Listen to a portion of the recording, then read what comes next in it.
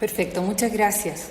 En primer lugar, agradezco la oportunidad a los organizadores de reflexionar y debatir ideas de cara a la que será nuestra nueva Carta Fundamental. En segundo lugar, quiero comentarles desde dónde hablo. Lo que tengo que decir es más bien producto de mi investigación doctoral de más de 5 años sobre la intersección entre neurociencia y derecho, y también como docente de distintas casas de estudio. Actualmente no soy académica de la Universidad de Chile, doctoranda de la Universidad de Chile, eso sí, para aclararlo. Y el título tentativo que aúna las ideas que quiero entregar es más bien relacionado con los derechos que se desafían por el avance de las neurotecnologías y cómo se deberían proteger perspectivas futuras. Pensar en los derechos emergentes derivados de las nuevas tecnologías, reconociendo nuestra propia realidad y analizando hacia dónde queremos ir, es obviamente una tarea urgente. Es por lo anterior que posee tanta relevancia pensar alguna idea fuerza relacionadas con las neurotecnologías y los derechos que ella desafía. En lo que sigue quisiera analizar con ustedes a lo menos 3 ideas principales que he agrupado en forma de preguntas. ¿Qué es el neuroderecho y las neurotecnologías? Segundo, ¿qué derechos humanos se ven involucrados en las neurotecnologías y cómo protegerlos? Y 3, ¿existen nuevos derechos humanos que surgen por el avance de la neurotecnología que ameriten una protección constitucional propiamente tal? Primera cuestión, ¿qué es el neuroderecho y las neurotecnologías? El neuroderecho, como traducción del anglicismo neurolaw, es una construcción que abarca 2 comunidades disciplinarias, el derecho y las neurociencias, conformando un paradigma o modelo de aproximación al conocimiento. Las neurociencias aglutinan todas aquellas disciplinas cuyo estudio es el sistema nervioso central. Las neurotecnologías son aquellas tecnologías funcionales al estudio del sistema nervioso central, de entre ellas las tecnologías de neuroimagen y de resonancia nuclear magnética funcional han tenido un gran desarrollo y han permitido interpretar imágenes del cerebro, permitiendo inferencias cada vez más ajustadas al comportamiento humano. La literatura especializada señala que países como Reino Unido y Estados Unidos han avanzado ampliamente en el estudio de las neurotecnologías en los últimos 30 años, incluyendo la investigación biocientífica. Además, han invertido grandes recursos en estos campos, tanto en la práctica como en el análisis académico.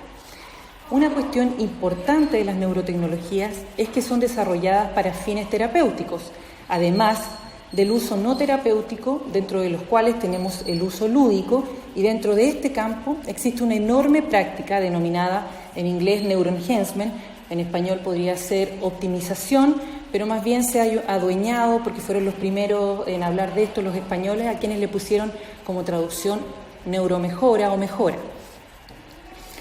Esta práctica no es regulada en muchos países y tampoco en el nuestro. Ciertamente, esta práctica intenta modificar de alguna forma las líneas somáticas y en alguna medida también las bases germinales de nuestra especie Homo sapiens, aunque esto aún no es posible y es protegido por la Convención de Oviedo, por ejemplo, en Europa, y por legislación que prohíben la mejora en cuanto a modificar las células germinales y, por ende, impedir que esto altere la naturaleza humana. Las legislaciones internacionales y también en Chile prohíben toda intervención en el genoma neural y en general en la línea germinal de nuestra especie, debido a sus efectos hereditarios y su concepción eugenésica. Tal prohibición constituye un resguardo a la dignidad humana. La neuromejora, en su estado actual de progreso científico, es más bien eufenésico que eugenésico, en el sentido de que no impacta en la herencia, sino en el fenotipo de las personas. No porque una persona consuma neuromejora tendrá hijos más inteligentes, por ejemplo. La segunda cuestión que me quiero referir es a qué derechos humanos se ven involucrados en este desarrollo de la neurotecnología y cómo protegerlos. Una vez que se produzca la intervención del genoma neural, algunos conceptos como naturaleza humana, dignidad humana, identidad, autonomía, libre albedrío, responsabilidad incluso, podrían evidenciar una fisura que sin duda dará paso a otros conceptos o bien a una reformulación de los mismos. El escenario antes descrito es el que debemos tener como horizonte para pensar Si queremos dar el paso hacia un posthumanismo liberal, o bien proteger nuestra naturaleza humana controlando las mejoras que no transgredan la esencia de lo humano. Frente a este escenario se ven desafiadas la dignidad humana, la autonomía, la privacidad e igualdad como equidad. Por ejemplo, la neuromejora podría ocasionar adicciones y Alzheimer en personas con predisposición genética a estas enfermedades. Esta es la pregunta urgente que debemos comenzar a plantearnos como sociedad de cara a la nueva Constitución, porque la neurociencia, la neuroética, la inteligencia artificial son un entramado de, como señaló el ponente anterior, Fabricio, de un modelo emergente, un modelo de paradigma emergente. Y debido a que estas tecnologías pueden cambiar el curso de nuestra naturaleza y ahondar además en desigualdades sociales ya existentes, convirtiéndonos en una especie de seres humanos mejorados, a saber, versus seres humanos que no pueden acceder a esa tecnomejora. Por su parte, la privacidad deberá necesariamente reformular sus límites y alcances, puesto que la intimidad mental será puesta en cuestión. Y otro tanto sucederá con la libertad cognitiva, la continuidad psicológica, especialmente en algunos tipos de neuromejoras invasivas, como los implantes neuronales que podrían ser susceptibles de piratería.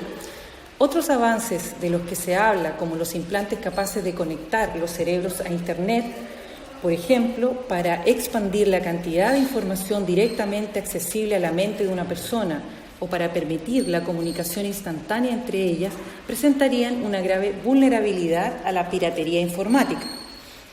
Así, la era del cerebro incorporado en clave neuro, múltiples formas de analizarnos a nosotros mismos y al mundo. Disciplinas como la neurofilosofía, el neuromarketing, la neuroética y también el neuroderecho han aparecido casi como resultado natural de estos desarrollos. El neuroderecho en particular viene a ser el interlocutor de las demás disciplinas en la interpelación de las neurociencias aplicadas a materias de comportamiento, cognición y su impacto en las instituciones jurídicas desde una certeza metodológicamente fundada en postulados neurotecnológicos y neurocientíficos actualizados al día de hoy, que junto a otros entramados digitales y tecnológicos conforman lo que se ha denominado la cuarta revolución digital. En este escenario de desafíos y oportunidades, las neurociencias y los modelos de redes neuronales han puesto énfasis en el estudio de la gran plasticidad del cerebro-mente y yo diría del sistema nervioso del ser humano, tratando de imitar y de superar esta sorprendente flexibilidad adaptativa, con la esperanza de obtener especies mejoradas o bien sistemas de inteligencia artificial capaces de alcanzar la autonomía en una versión de conciencia. Sin embargo, más allá del entusiasmo propio de los nuevos paradigmas científicos, la neurociencia no debe convertirse en un fetiche mesiánico portador de la solución a todas nuestras miserias. No es un vector diagnóstico pronóstico de cuán profundamente errados estamos en el mundo. Tampoco se propone corregir las patologías de la modernidad. Así, si la evolución de la agencia humana ha sido deficitaria en comparación con otros sistemas como el auditivo o el visual, el mejoramiento neural dista, en mi opinión, de ser la panacea para poner de acuerdo a los humanos en aspectos relativos a la vida social. Es más bien un dispositivo que ayuda cognitivamente a focalizarse en una tarea individual. Es una especie de subsidio al esfuerzo. No es capaz de crearlo en sí, sino solo de inyectar un excedente de energía necesaria para cumplir una meta. Así el esfuerzo y la meta corresponden probablemente a oportunidades, opciones de cierto tipo de educación, salud, divertimento, cultura, luz del sol, belleza, es decir, un complejo entramado fuera de la agencia individual, situado en la vida política e institucional que debe mejorar si queremos apostar por lo bueno del ser humano. El mejoramiento más poderoso todavía es el social, tal como ha quedado demostrado durante la pandemia del COVID-19, cuyo transcurso la comunicación digital pierde efectividad, resulta pobre y residual. No por nada se vaticina una nueva pandemia global, esta vez anclada en la salud mental, como consecuencia del enclaustramiento a que ha sido sometida la población mundial. Mejorar las expectativas de todos y todas para que la posibilidad de tener personas con predisposición al esfuerzo y a las metas no sea una opción exclusiva de algunos, es tarea urgente. Más todavía cuando se augura una cuarta revolución industrial, como ya dije, en la que la inteligencia artificial puede convertirse en el nuevo lobo del hombre, tomando esta expresión en un sentido hopestiano y con sumo respeto a los lobos desprovistos de la malignidad propia de que puede ser capaz el ser humano. Podría hablarse en este sentido de un neuroderecho anticipatorio, en el cual las concepciones sobre autonomía, agencia, responsabilidad que emergen de la investigación científica deban promover un examen de los supuestos antropocéntricos que la filosofía tradicional ha impuesto a la teorización jurídica. Entre el bioconservadurismo de aquellos que se oponen a la modificación de lo natural y las utopías del transhumanismo optimista, el derecho tiene la obligación no solo de examinar las concepciones morales subyacentes, sino también de anticipar y prever las modificaciones que la investigación neurocientífica sugiere para el estatuto de lo humano. Ya la misma noción de mejorado debe analizarse en el contexto de lo que culturalmente aparece como deseable o necesario en una sociedad determinada y en un momento histórico específico. La noción implícita es la perfección del humano que lleve a la naturaleza de su máxima expresión, pero en su más perfecta utilidad social. La influencia de métodos de mejora neurotecnológica dependerá de su aceptación social en virtud de los fines aceptados por la comunidad en un momento histórico determinado, como ocurre con los avances de la genética manipulativa, que puede desembocar en la pérdida de la biodiversidad y otras consecuencias negativas. En análisis futuro debe considerar que lo que sea mejor hoy puede no ser adaptativo para el futuro. Velar porque los perfeccionamientos individuales se traduzcan en beneficios sociales es, sin duda, una tarea pendiente. Lo normativo es el gran desafío de los juristas. ¿Qué hacer con todo el conocimiento acumulado por las neurotecnologías, la neurociencia y la neuroética? Este es el desafío que debe involucrar a técnicos, científicos, filósofos y juristas a fin de elaborar propuestas desde nuestra propia realidad idiosincrática y capacidad técnica. Las propuestas de los países anglosajones despiertan a veces expectativas muy difíciles de alcanzar a corto plazo y serán ilusorias mientras no se conozca bien las preguntas correctas que nos dirijan a investigaciones de impacto social relevante. La etapa de enamoramiento entre los juristas y las neurociencias debe dirigirnos hacia un conocimiento y reflexión de nuestras posibilidades técnicas reales y de lo que es posible y deseable alcanzar con ellas. Debemos pensar si realmente queremos hacer ese esfuerzo o bien nos dejaremos encandilar por las luces de los avances extranjeros sin propuestas concretas a las preguntas formuladas. Tercera cuestión y final. ¿Existen nuevos derechos humanos que surgen por el avance de las neurotecnologías que ameriten una protección constitucional? Un interesante paper de Lemkin y Adorno señala que sí existen nuevos derechos humanos que proteger con el avance de las neurotecnologías.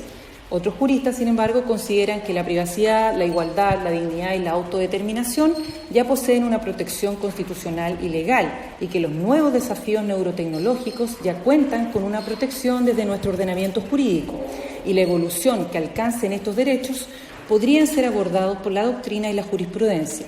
Este argumento también es atendible. Ahora bien, incluir en la futura Constitución alguna mención que implique un claro límite a lo que podría en el futuro erosionar nuestra propia naturaleza humana es muy riesgoso, porque podría dejar incólumes concepciones que obedecen a un paradigma que al parecer se superpone con otro paradigma en ciernes, que se avisora como la cuarta revolución tecnológica, en que las neurociencias forman también parte de ese paradigma. Entonces, incluir en la Constitución un principio que paralice sin discutir previamente si deseamos explorar las posibilidades del paradigma de la cuarta revolución tecnológica es temerario, pero pertinente solo si se ha pensado bien las consecuencias de la renuncia a la mejora tecnológica, que incluso podría dejarnos fuera de posibilidades que no sabemos si serán adaptativas o no en el futuro. Si no existe suficiente alfabetización de la población o de las élites del poder en estos temas, me parece que una legislación es más apropiada para dar oxigenación a las futuras posibilidades que la neurotecnología plantea. Es decir, por ahora tenemos la Ley de Protección de Datos tramitándose en el Congreso, la cual podría subsanar los problemas a la intimidad que surgen del tráfico de datos, exacerbado además por la pandemia. Además tenemos la ley de fármacos 2, que podría impedir desigualdades en la práctica de la neuromejora cognitiva farmacológica que afecte a la libertad cognitiva y problematice la continuidad psicológica en cierto sentido. O sea, debería introducirse una modificación ahí a esa ley de fármacos.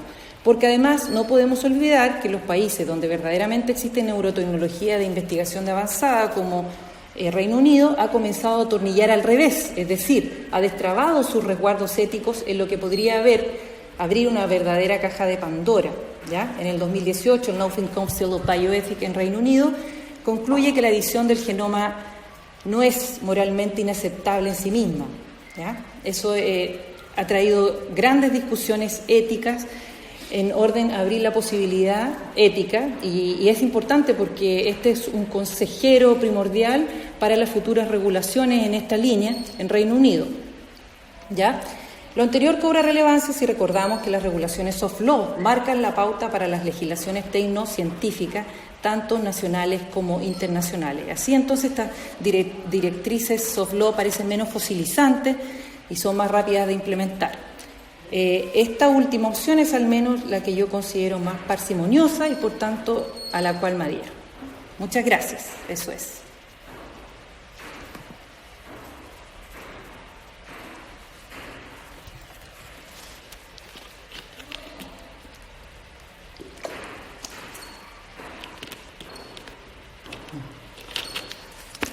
Gracias.